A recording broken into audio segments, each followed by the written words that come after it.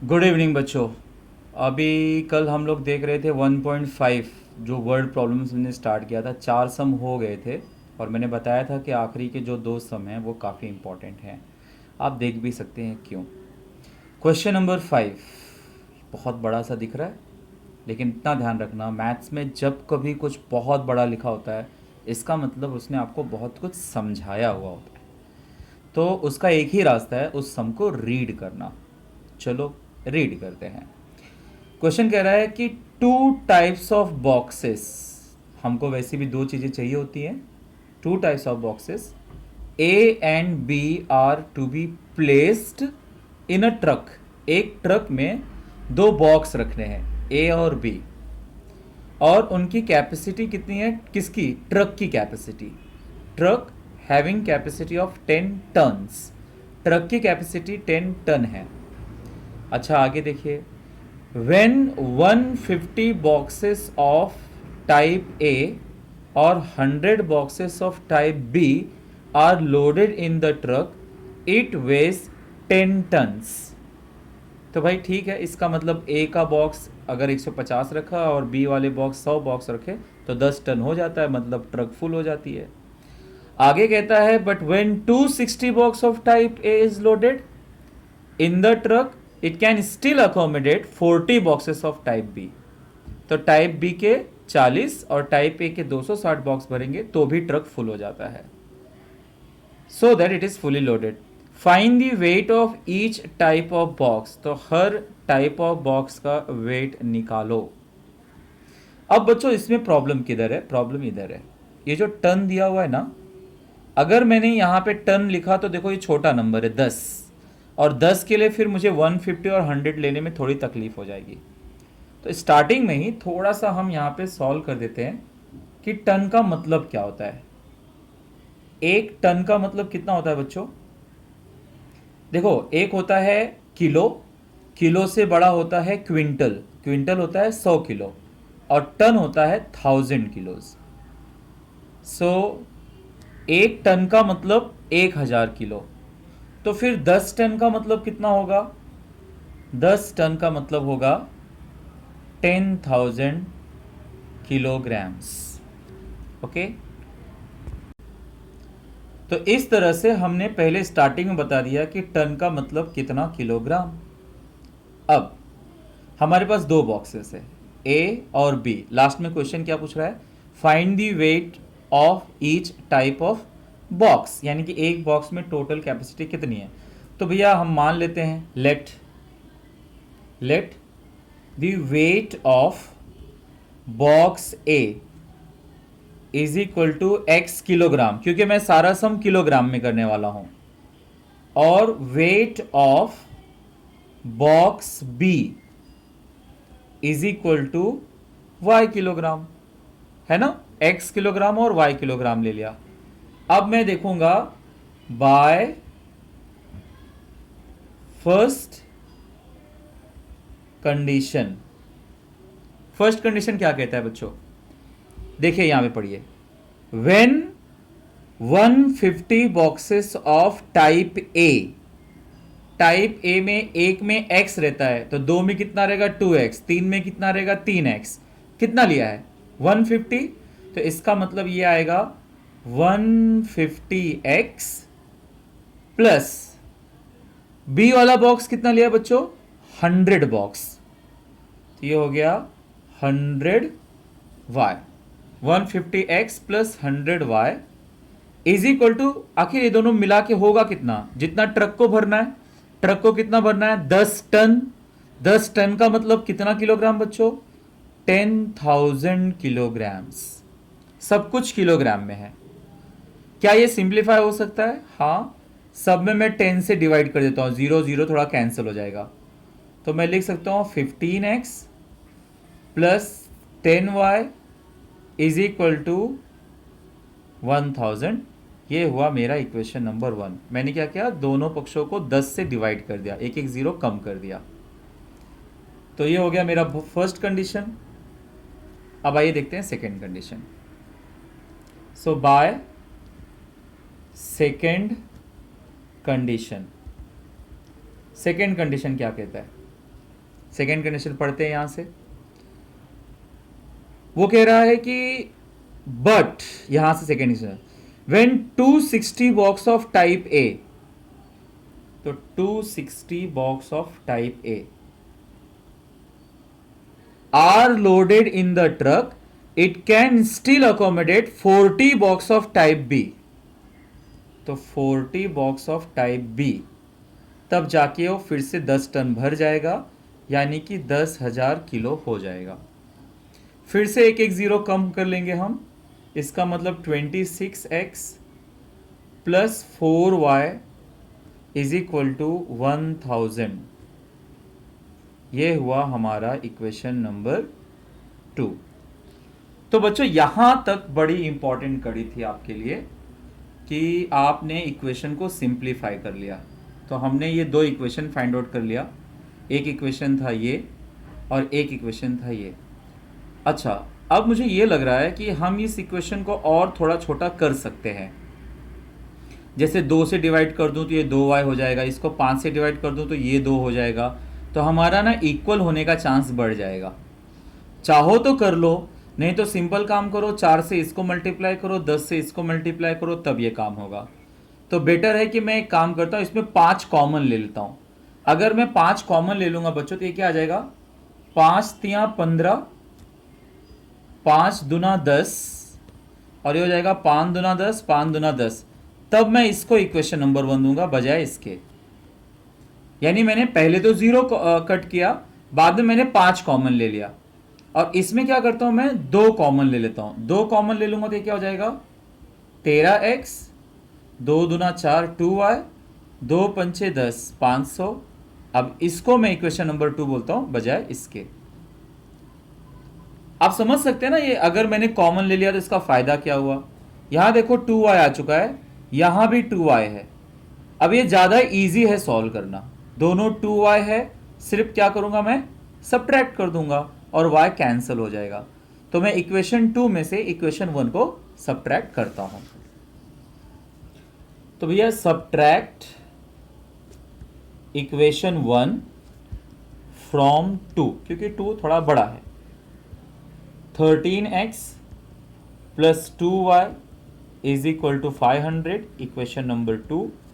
और equation number 1 क्या हो गया, 3x plus 2y is equal to 200, equation number 1। Subtract कर देते हैं, minus minus minus, 2y minus 2y cancel, 13 में से 3 गया तो बच गया कितना 10x, और ये कितना बचा 300। So x is equal to 300 divide by 10, 0 0 cancel, x is equal to 30 आ गया। यानी कि जो बॉक्स A था उसका वजन 30 किलोग्राम था। अब x का वैल्यू किसी में रख देता हूँ, लिख देता हूँ मैं, place x is equal to 30 in equation 1। और इक्वेशन 1 क्या है मेरे पास, 3x plus 2y is equal to 200, ये है मेरा इक्वेशन नंबर 1। तो 3 into 30 plus 2y is equal to 200, ये हो गया 90 plus 2y is equal to 200, 2y is equal to 200 minus 90, यानी ये बच्चों हो गया 110। 110 को 2 से डिवाइड किया, ये आ गया 55 किलोग्राम। यानी कि बच्चों आंसर आ गया, weight of box A is 30 kilogram और weight of box B is equal to 55 kilogram. तो आपने देखा कि सम तो बड़ा सा था लेकिन उसमें एक्सप्लेनेशन था। इसमें सबसे ज़रूरी बात है बच्चों कि स्टार्टिंग में आप ये जो टन में दिया है ना उसको केजी में कन्वर्ट करके करोगे तो अच्छा रहेगा, नहीं करोगे तो फ्रैक्शन में आएगा, भिन्न में आएगा, जिसको सॉल्व करना आपके लिए थोड़ा ज़्यादा मुश्किल हो जाएगा। सो आई होप मैं इस सम में आपको क्लियर हुआ हो। कुछ भी डाउट्स हो तो आप कमेंट बॉक्स में या मुझे व्हाट्सएप करके भी पूछ सकते हैं। तो बच्चों देखिए अगला सम, क्वेश्चन नंबर 6। अब ये क्वेश्चन ना बच्चों बोर्ड एग्जाम में पूछा भी जा चुका है, पहले मैं इसको डिस्कस करता हूँ। बड़ा क्वेश्चन है, रीडिंग इंपॉर्टेंट होता है। यहाँ कह रहा है कि आउट ऑफ 1900 किलोमीटर एक दूरी है जिसका टोटल डिस्टेंस है 1900 किलोमीटर, उसमें से विशाल ट्रेवल्ड सम डिस्टेंस बाय बस एंड सम बाय एरोप्लेन, उसमें से उसने कुछ जो डिस्टेंस था वो बस से ट्रेवल किया और कुछ एरोप्लेन से ट्रेवल कर लिया। ना बस travels with average speed of 60 kilometre per our, बस का जो स्पीड था वो 60 किलोमीटर पर आवर था, and the average speed of aeroplane was 700 kilometre per hour. अच्छा, it takes 5 hours to complete the journey, total journey complete होने में 5 hours लग गए। तो बताओ find the distance Vishal travelled by bus. अब बच्चों जरा इस सम को याद रखना, आपको बहुत सारे नोट्स में डाइजेस्ट में ये सम बहुत दूसरे तरीके से भी मिल जाएंगे, पर मैं आपको इसका एक दूसरा इनविजिबल तरीका बताता हूँ, अज्ञात मेथड। क्या है वो अज्ञात मेथड? जैसा क्वेश्चन पूछा है वैसे नहीं करूँगा मैं। जैसे क्वेश्चन कह रहा है कि पता लगाओ कि कितना डिस्टेंस कवर किया बस से। अब भाई बस का स्पीड कितना था? बस का स्पीड था 60 किलोमीटर। और आप डिस्टेंस कैसे फाइंड करते हो? डिस्टेंस यानी कि दूरी। डिस्टेंस पता लगाने का तरीका क्या है भैया? Speed into time. अब बच्चों बात यह है, आप चाहो तो टाइम को कुछ मान लो x, या तो आप डिस्टेंस को मान लो x। दो फैक्टर आपने डिसाइड करना है, एक है टाइम और एक है डिस्टेंस। ठीक है, तो चाहे टाइम से आप x ले लो, टाइम को x ले लोगे तो बहुत इजी हो जाएगा सब कुछ सॉल्व करना। लेकिन अगर आप डिस्टेंस को लेते हो तो आपको डिस्टेंस अपॉन स्पीड यानी कि फ्रैक्शन में जाना पड़ेगा। ज़्यादा घुमाता नहीं हूं मैं आपको, सीधा सीधा मैं टाइम को मान लेता हूं। कैसे मान लूंगा मैं क्या कर लेता हूं, let time taken by bus is equal to X R. X घंटे लग गए। अच्छा, मुझे जब एक्स का आंसर आ जाएगा बच्चों तो मैं उसके स्पीड से गुणा कर दूंगा और मुझे डायरेक्टली मालूम पड़ जाएगा कि बस से कितना उसने ट्रेवल किया है। और दूसरा चीज, दो चीजों से ट्रेवल किया उसने, एरोप्लेन से भी ट्रेवल किया है। Time taken bye aeroplane, aeroplane से समझो वो y घंटे उड़ा। और देखिए bye first condition,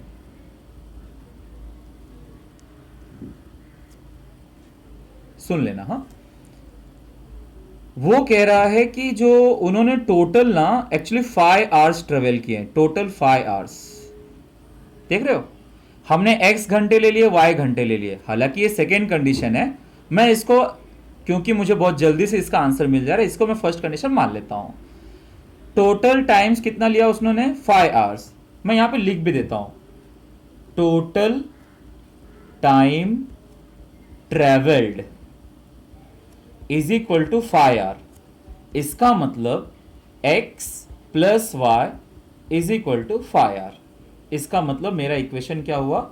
x plus Y is equal to 5। ये हुआ मेरा equation number 1।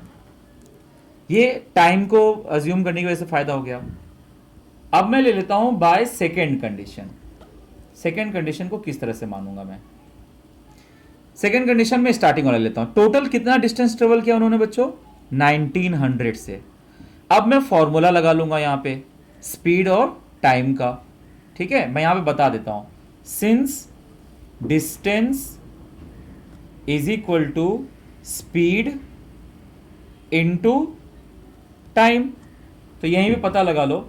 Therefore distance travelled by bus. Bus का स्पीड कितना था बच्चों? बस का स्पीड था 60 और टाइम कितना लिया था उसने? x, तो 60x किलोमीटर। और distance travelled bye aeroplane, aeroplane का स्पीड कितना दिया हुआ है? 700, सो 700 y किलोमीटर। यानी बस से इतना दूर चला है और एरोप्लेन से इतना चला है। टोटल कितना चला है वो स्टार्टिंग में है, आउट ऑफ 1900 किलोमीटर। तो मैं यहां पे लिखता हूं देयरफॉर जो टोटल डिस्टेंस है, मैं यहाँ पे लिखता हूँ टोटल डिस्टेंस। टोटल डिस्टेंस था 1900 किलोमीटर्स। इसका मतलब बस वाला 60x, एरोप्लेन वाला 700y is equal to 1900। Zero common ले लिया जाए, चलो जीरो हम लोग इसमें से हटा देते हैं, तो ये हो जाएगा 6x plus 70y is equal to 190। ये और भी छोटा हो सकता है शायद, अगर मैं इसको 2 से डिवाइड कर दूं, तो 2 से डिवाइड करके कुछ फ़ायदा है? जाने दो, नहीं करते। तो ये हो गया equation number 2, 6x plus 70y। अब बच्चों जरा ध्यान देना, यहाँ पर आ जाओ क्वेश्चन पे। क्वेश्चन क्या पूछा है? सिर्फ डिस्टेंस ट्रेवल्ड बाय बस। बस के लिए क्या जरूरी है? x। यानी मुझे ना सिर्फ x से मतलब है, तो मैं क्या कोशिश करूंगा कि y कैसे कैंसिल हो जाए। y को कैंसिल करने का क्या तरीका है बच्चों? यहां पर y के साथ था 70, तो यहां पे भी 70 ला दूं। 70 लाने के लिए मुझे क्या करना चाहिए? मल्टीप्लाई बोथ साइड बाय 70, ठीक है। So multiply equation 1 by 70। तो 70 से मल्टीप्लाई करूंगा तो ये हो जाएगा 70x 70y और 7 बचे 35 यानी कि 350। इक्वेशन नंबर 2 दोनों सेम हो गया, सब्ट्रैक्ट कर लूँ। So subtract equation 2 from 3। तो 70x plus 70y is equal to 350। Equation number 3। 6x plus 70y is equal to 190। Equation number 2। Subtract कर लेते हैं बच्चों, ये हुआ सब्ट्रैक्शन, ये हुआ कैंसिल। 70 में से 6 गया तो ये आ गया 64, ठीक है। और ये कितना आ गया? 0। 15 में से 9 गया तो बचा 6 और 2 में से 1 गया तो बचा 1। फिर से देख लेता हूँ मैं, 0, 15 में से 9 गया 6, 3 में से 1 गया तो नहीं, 2 में से 1 गया तो 1।